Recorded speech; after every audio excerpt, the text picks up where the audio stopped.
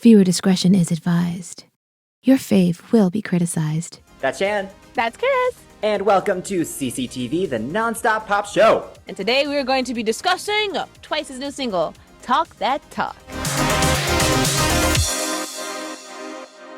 If you're wondering who we are, Shan and I have a huge range of experience in the music industry, from performing on stage to working at record labels. So we have a lot of insight into the crazy music industry. And you can now join us on Patreon at patreon.com/cctvpops.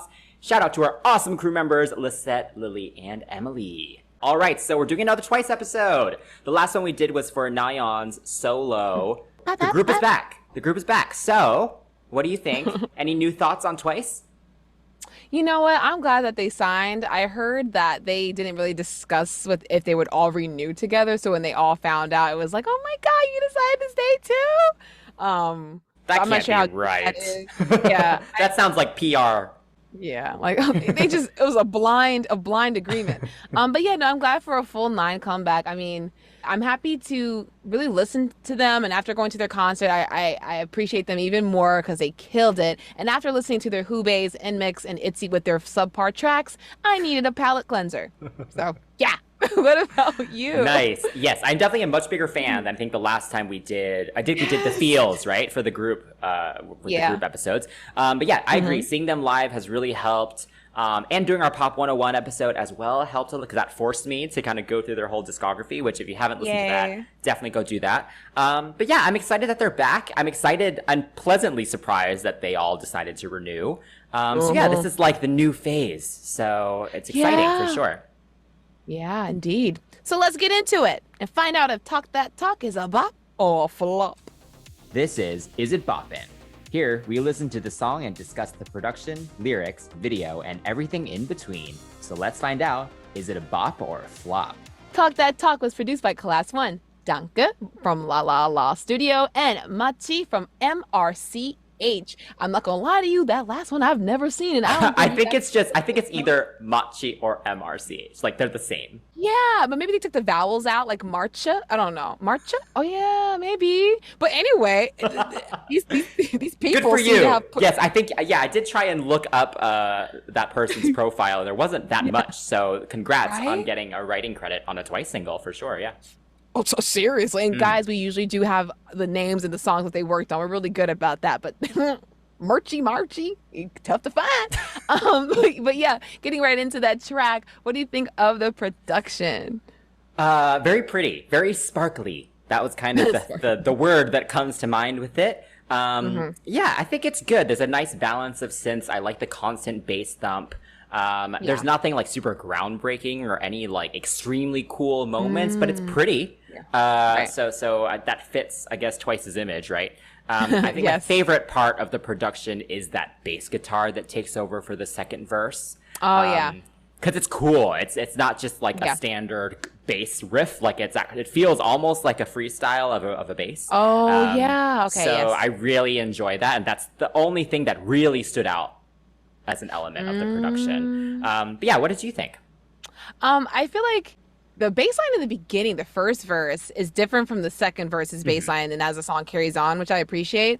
I think it gives me like the mature 80s version of Knock Knock. It's that Knock Knock, and I have love-hate relationship with that one. But with Talk That Talk, the bass line kind of still has that little buzzing sound, and it buzzes through really nicely and keeps a kinetic energy that I really enjoy through it. Because, it's just, where's the song gonna go? Especially after that intro with that synthy guitar. It's like, what is this? I feel like I'm stepping into a whole new world here. I do like it does. I like that it does chill out in the second verse, like you mentioned. And there's a boomy, sparkly sound that comes off in the pre-hook and that comes before the pre-hook. In the chorus transitions that is in the intro. So I like to hear audible transitions like that kind of shift the song into another gear. It feels like we're like in a manual car and it's just like jigga jigga woo, next part of the jigga jigga woo, here's the chorus. So it makes it come across as like almost video gamey, like you're onto another level, but also it's just it gives a listener something to kind of like latch onto, like, okay, this is happening. Even if it is predictable, it was nice enough where the thing that follows it, the vocals or the production that follows, it just made it sound nicer. Yeah, like it helps you understand the structure as a listener. Exactly. Like prepare for impact. Here it is. Oh, there's a nice part here. So it wasn't just like, why y'all, oh, you put that there, really? But I have to say, like vocally speaking, I don't have too many complaints. And usually, and I think in my pop 10 and in the pop 101, my comment was about like not really hearing vocal growth in the group. I'm not going to retract my statement because at the time I felt that way. But I've noticed that because they're singing lower, it sounds really good, right? Or am I tripping? Like it doesn't feel as like bright and as high as it usually sits, right? Yes, I appreciate that it sounds like it's easier for them to sing. Because I mean, I think it's not really a secret, right? Like a lot of them don't have a ton of range. They kind of do rely on Jiho and Nayeon to kind of be the powerhouse vocals in there. But this time, and when the others try and sing the choruses, you can hear an obvious difference when someone else sings it. But in this one, the way the chorus is written, it starts off, the first half is the belty moment. And then the second part of it is like a more falsetto, like lighter part made for voices, lighter voices like Sana, for example. So like I thought she sounded great on this. So I appreciate that finally we have a song where it does feel like it fits their vocals. Oh my God. And none of them are pushing too hard. Like I for example, like Momo, her voice is very divisive. It's very nasally, and for me, it can be kind of annoying in certain songs, to be very honest. But it works in this one, actually. Her parts actually sound really good, and you get an extra sassiness that comes with the nasalness. So it works in this song. So yeah, I have to give a shout out to Jiho, obviously, because she is my favorite and she still stands out the most to me. But now that I know Twice a little better, I can actually tell more of their voices apart. Good. So that's good. Look at me, progress. Congrats. But yeah, I think the only part that I thought was a little weird, vocal distribution wise, was in the bridge, because Mina sings the first line, then Jiho belts this line, and then you go to Chaeyoung and it's like this weird like light and then belt and then like light again. So I found that very weird as just a structure. That was the only part where I was kind of like, oh, that's interesting. But yeah, I feel like vocally this song was written well for them. So yeah, I agree, and I think I have some of that too in my notes. I thought like, oh, okay. The shout out to the main and the lead vocalist, like Chui, whatever y'all call her, Suyu. She sounded nice in the pre, if I'm not mistaken. Like she sounded good because she was singing lower. She's not a bad singer. It's just sometimes when you get lost in how pretty she is, I kind of forget that she does also sing pretty decently as well. But she sounded pretty solid here. I think the ad-libs in the second verse and the pre-hook with Nayeon and Jiho really kind of just add an extra layer. They're not too forward in the mix, which is nice. So if you're listening to like Momo's rapping part, you hear Nayeon doing some and yes, I sound crazy, but you can hear it and it's like, they sound like a group. They sound like a group. I don't think they're going to actually do it on stage, but it's still nice to hear it in the track. And yeah, you're right. I feel like with Jiho and the bridge, Jungyoung probably would have sounded a little bit better because she has a warmer tone and it's not so blary. And I hate to call Jiho blary, but sometimes she comes across as a little bit blary, for lack of a better word. And again, I think I agree with you with Sana's delivery. And Dayeon sang that part too toward the end. And I think Suyu at the end too, the talk that talk. I love that part. It kind of makes you pay attention again, like refocus, because you've heard the same kind of da da da da da da da da. It's like, what's happened after that? And it kind of chills out, like you said. So I appreciate that for sure. And honestly, talk that talk, I didn't even notice that she was saying that. I thought she was going da da da. Yeah. I'm not gonna lie to you. I'm not trying to even come at her for her English or whatever. It's just lyrically speaking, it was very hard to latch on to certain lyrics in the song, you know? So, I mean, how did you feel about the lyrics? Because I feel like for me, I wasn't like, oh, wow, outstanding. No, there's nothing outstanding in these lyrics at all. I feel like Twice are usually, they're not big on the metaphors and stuff. You know, I think some of the other songs we talk about, it's like poetry sometimes with the different references. They were never really like that. It's all just kind of like, this is what it's about, and we're not even going to try and like allude to anything else. So yeah, it's consistent in that way. There was a bit of a rumor going around a few weeks ago when I guess the Tell Me What You Want line was going around, and people were like, oh my gosh, are they sampling the Spice Girls? Because I think that they could tell the whole like retro 90s kind of concept was also in there. Unfortunately, that did not come to pass. But yeah, I appreciate it's not overly cheesy. It's just very straightforward. It's just like, tell me what you want. Tell me you love me. Yeah, I don't know. Exactly. The LOVE, give me all that good stuff. Yeah, I feel like that was it. And then, the Yes or Yes reference was nice. The beep, beep, beep, and the da, da, da. And the verses were kind of okay. But yeah, nothing too crazy. Yeah.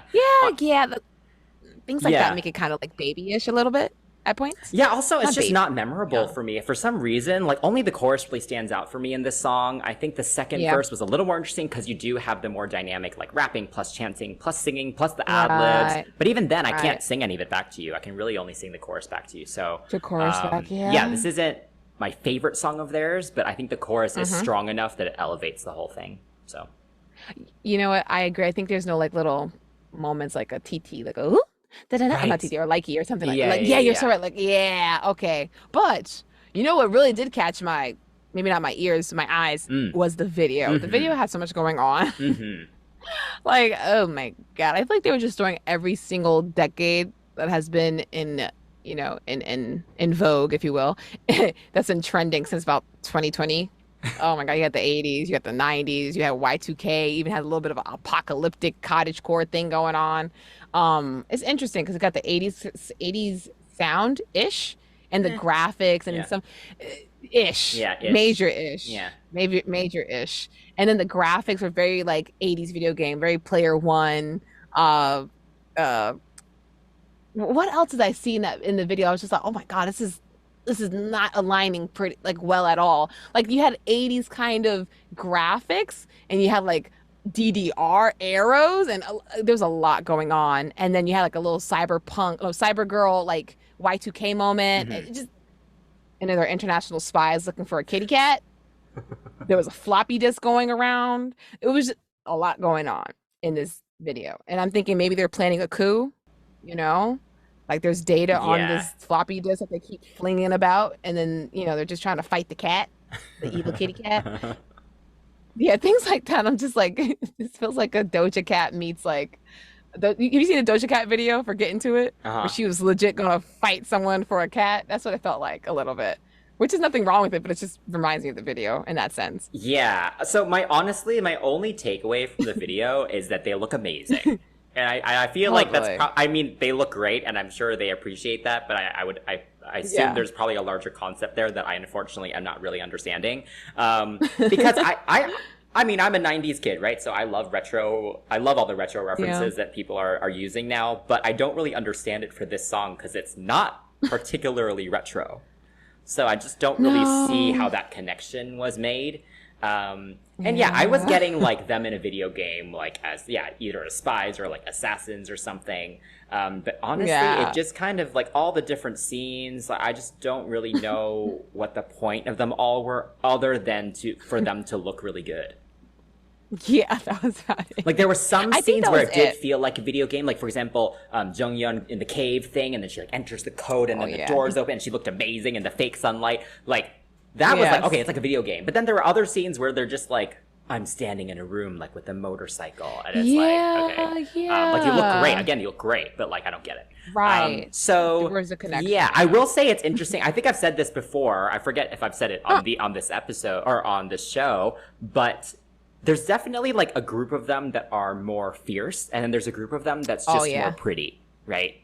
Yeah, and you can really tell the difference in this video, because I feel like some of them are really going for the fierce, like, I'm a spy kind of thing. And the others are just like, I'm just really pretty, like, in this cool setting. Like, it's very jarring, actually, seeing how they're interpreting these costumes and stuff that they're in. So I think that's just interesting. Totally. I do love that QR code that shows up at the end. Does take you to, that old video from 2015 of them naming their fans. That was very sweet. Very, very cute reference. But yeah, honestly, I just remember that they're pretty from this video. That's it. There could be worse things than that, but still, don't really get it. Yeah, so we're filming this on the day of release. So they performed on Music Bank this morning. And unfortunately, Jihyo got the vidco. So she's not taking part in at least the first few comeback performances. I don't even know what the quarantine rule is now. But anyway, it's a shame because, again, she's my bias. And even if she wasn't my bias, she's extremely important as a performer for them. She is for sure one of the stronger performers, even objectively. So that kind of sucks for them. But yeah, what did you think of the choreography and performance? It was nice to look at them because one thing about Twice is even when you think about their silhouette, you think about Girls' Generation, and after looking at Forever One and just looking at a lot of these other kids and and the need to be pretty, the girls were performing. I look on the side and you see Mina and I forgot what other member, but they're on the side and they're still making some smiles and they're still giving you a little bit of personality in their face. Even Suyu was giving you a little bit of face, and I'm like, this is what matters. You're not out there sitting there hitting every freaking count that you can find, but you're still presenting yourself well. And I'm not sure if that's because they discussed it. I don't know, but it just doesn't feel like it was forced, and it felt comfortable. It wasn't we're just trying to be pretty. It was no, I'm on the side, the song is still going, I'm gonna keep performing even if it's not my part. And I love that it's not complicated choreography. You can still get your point across with handography, and these girls know what works for them. I'm not sure if Leah Kim choreographed. I feel like she may have. I'm not sure who choreographed it. If you guys know, please definitely leave a comment.